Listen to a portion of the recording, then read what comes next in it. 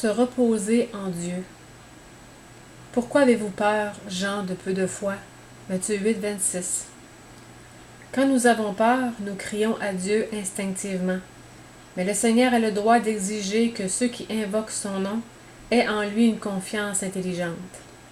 Dieu s'attend à ce que ses enfants aient une telle confiance en lui, que d'autres puissent toujours compter sur eux dans les moments difficiles.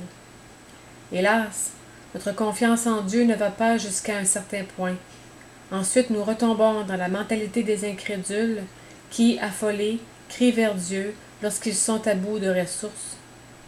Une telle attitude témoigne de notre manque de confiance.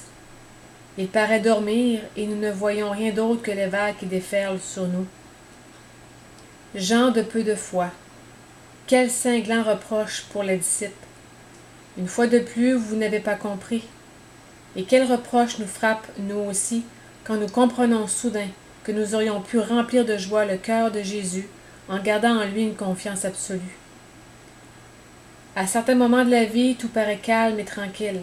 Nous faisons de notre mieux avec nos forces humaines, mais c'est lorsque la tempête arrive qu'on voit tout de suite sur quel appui nous comptons.